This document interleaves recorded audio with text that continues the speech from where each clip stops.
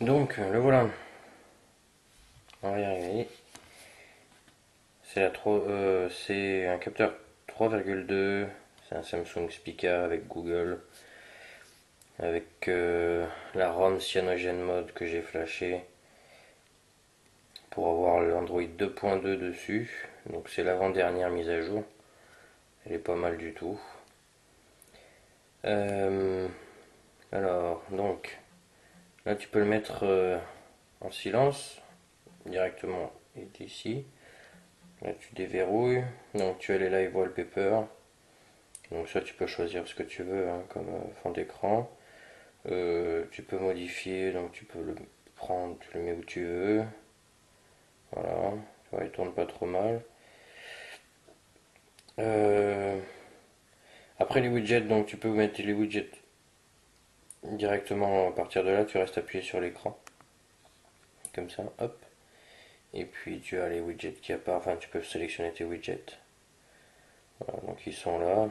Après tu en télécharges d'autres. Tu as, par exemple tu as YouTube. Hop. Là il te demande la dimension. Tac. Et voilà. Donc et après tu peux le prendre. Tu veux qu'il change d'endroit, tu le mets là. Tu le mets là. T'en as marre de le voir, tu le mets dans la petite poubelle.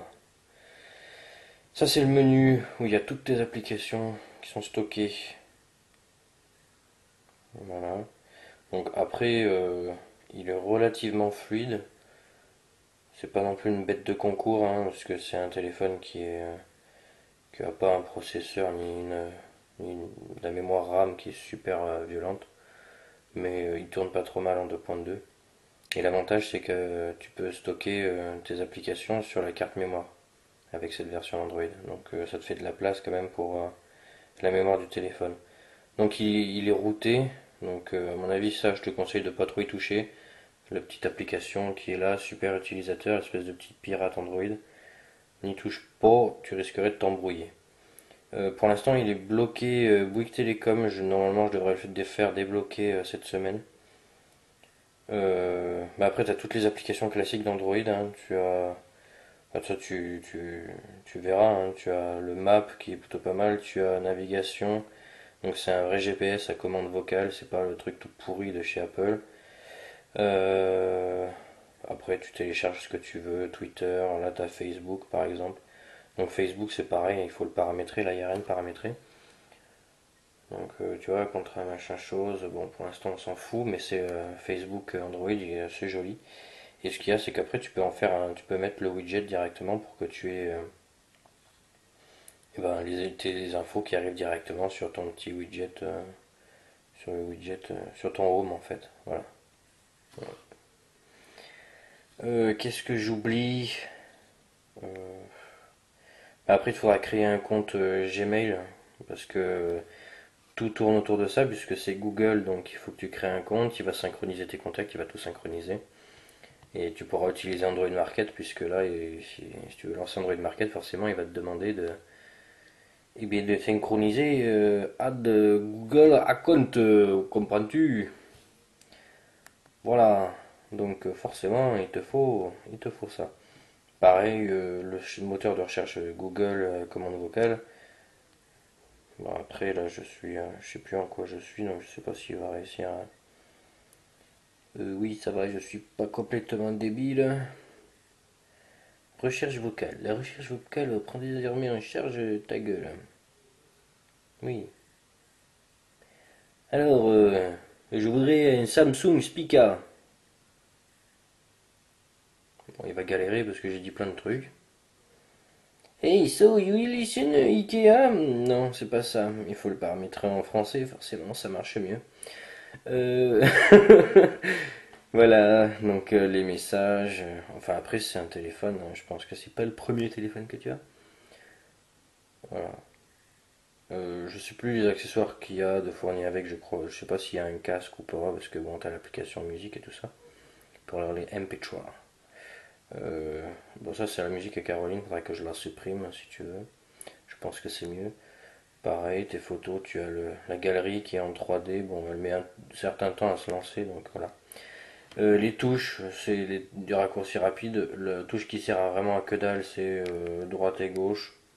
Ah non, ouais, ça peut servir, bon, pas à grand chose, mais bref. Euh, Ça par contre ça sert, et c'est pour accéder à tes paramètres, à toutes les modifications, l'arrière-plan, tout ça. T'es pas obligé de te garder le live wallpaper là, hein.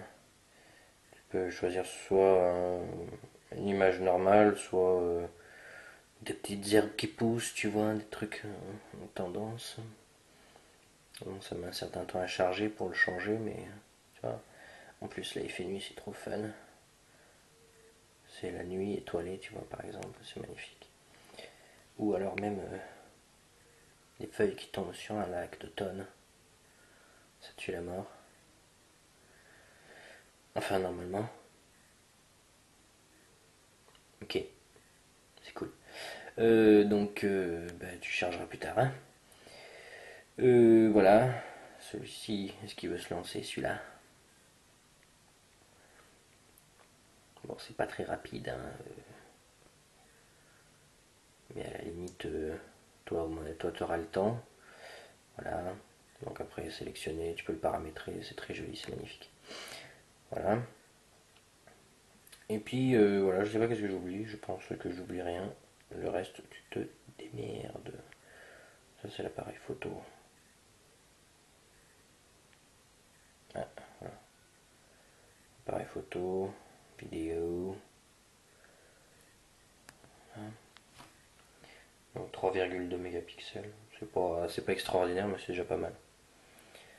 Voilà, après si, ouais, tu as le Dual Touch, bien sûr. Donc là, tu peux, puisque c'est, bon, ça va pas te dire grand-chose, mais d'origine implanté avec CyanogenMod, c'est ADW. C'est un launcher, donc c'est un truc pour lancer ton Home en fait. Et donc à partir de là, tu peux tout paramétrer. Donc tu peux mettre des thèmes, tu peux mettre des machins. Et donc le Home est en dual touch comme ça. Quand tu pinch to zoom, tu peux faire comme ça, tu vois, tu pinces. Et tu peux sélectionner ton truc. Voilà. Je pense que j'ai tout dit et je pense que ça suffit. Ciao!